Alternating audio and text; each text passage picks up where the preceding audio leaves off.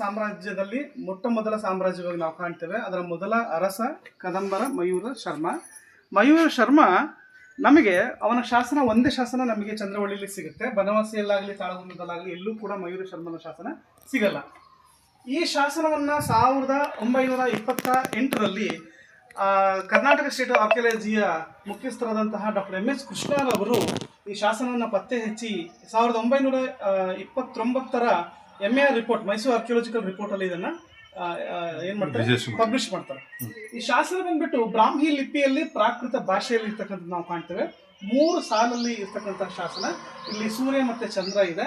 ಈ ಶಾಸನ ಪಾಠ ಏನು ಹೇಳುತ್ತೆ ಅಂತ ಹೇಳಿದ್ರೆ, ಅಂದರೆ ಅದು ಕನ್ನಡಕ್ಕಿಂತ ಪೂರ್ವದಲ್ಲಿ ನಾವು ನೋಡ್ತಕ್ಕಂತಹ ಒಂದು ಲಿಪಿ ಬ್ರಾಹ್ಮಿ ಲಿಪಿ. ಬ್ರಾಹ್ಮಿ ಲಿಪಿ ಕನ್ನಡ ಲಿಪಿಯಾಗಿ ಬದಲಾವಣೆಯನ್ನು ಹೊಂದತಕ್ಕಂತಹ ಲಿಪಿ. ಇದು ಇದು ಅಕ್ಷರ. ಇದು ಕದಂಬಾಣ ಮಯೂರ ಶಮ್ಮಾಣ ವಿಣಮ್ಮಿ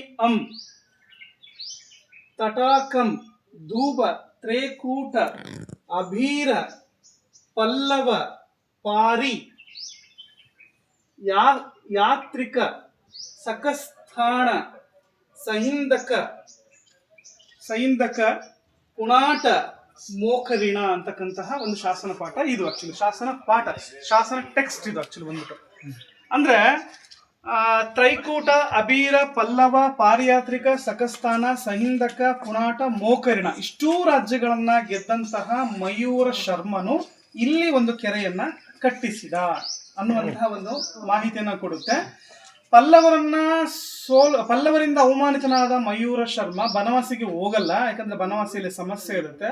ಹಾಗಾಗ್ಬಿಟ್ಟು ಅವನು ಶ್ರೀಪರ್ವತಕ್ಕೆ ಹೋಗ್ಬೇಕಾಗತ್ತೆ. ಶ್ರೀಪರ್ವತಕ್ಕೆ ಹೋಗುವ ಮಾರ್ಗದಲ್ಲಿ ಚಿತ್ರದುರ್ಗಕ್ಕೆ ಚಂದ್ರವಳ್ಳಿಗೆ ಬರ್ತಾನೆ. ಯಾಕಂದ್ರೆ ಇಲ್ಲಿ ಶಾತವಾಹನರು ಆಳ್ವಿಕೆಯನ್ನ ಮಾಡ್ತಿರ್ತಾರೆ. ಶಾತವಾಹನರು ಅವನಿಗೆ ಸಂಬಂಧಿಕರಾಗಿರ್ತಾರೆ.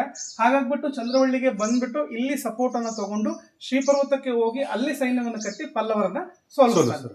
ಪಲ್ಲವರನ್ನ ಸೋಲಿಸಿದ ಮೇಲೆ ಮತ್ತೆ ಬೇರೆ ರಾಜ್ಯಗಳು ಮೋಕರಿ, ಆಮೇಲೆ ಪಾರಿಯಾತ್ರಿಕ, ಸಕಸ್ಥಾಣ, ಸೈಂದಕ, ಪುಣ್ಣಾಟ ಈ ರಾಜ್ಯಗಳನ್ನು ಸೋಲಿಸಿ ಮತ್ತೆ ಏನ್ ಮಾಡ್ತಾನೆ ಅವನು ಅಂತಂದ್ರೆ, ಚಿತ್ರದುರ್ಗಕ್ಕೆ ಬಂದು ಶಾತವಾಹನರು ಏನು ಅವನಿಗೆ ಹೆಲ್ಪ್ ಮಾಡಿದ್ರು ಅದರ ಕೃತಜ್ಞತಾ ಪೂರ್ವಕವಾಗಿ ಕೆರೆಯನ್ನ ನಿರ್ಮಿಸಿ ಅವನ ಸಾಧನೆಯನ್ನ ಹೇಳುವಂತಹ ಒಂದು ಶಾಸನವನ್ನ ಕೆತ್ತಿಸಿ ಬನವಾಸಿಗೆ ಹೋಗಿ ಅಲ್ಲಿ ಅವನು ಪಟ್ಟಾಭಿಷಿಕ್ತನಾಗ್ತಾನೆ. ಅಂದ್ರೆ ಪಟ್ಟಾಭಿಷೇಕ ಆಗೋಕ್ಕಿಂತ ಪೂರ್ವದಲ್ಲಿ ಇರ್ತಕ್ಕಂತಹ ಶಾಸನ.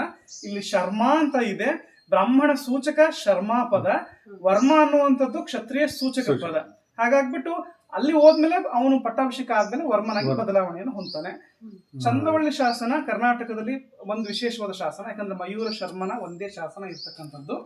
ಇದು ಚಿತ್ರದುರ್ಗದ ಇತಿಹಾಸಕ್ಕೂ ಕೊಡುಗೆಯನ್ನು ಕೊಡುತ್ತೆ, ಮತ್ತೆ ಬನವಾಸಿಯ ಕದಂಬರ ಇತಿಹಾಸಕ್ಕೂ ಒಂದೇ ಸಾಕ್ಷಿಯಾಗಿ ನಾವು ನೋಡುವಂತಹ ಏಕೈಕ ಶಾಸನ. ಚಪ್ಪಾಳೆ ಅವರಿಗೊಂದು ಚಪ್ಪಾಳೆ, ಜೋರದೊಂದು ಚಪ್ಪಾಳೆ. ಇತಿಹಾಸ ಸಂಶೋಧನೆ ಮಾಡಿದಂತ ನಿಮ್ಮ ಹೆಸರು ಸರ್? ಹೆಸರು ಸಾಹೇಬ್ರದು? Doctor NS Mahantesh.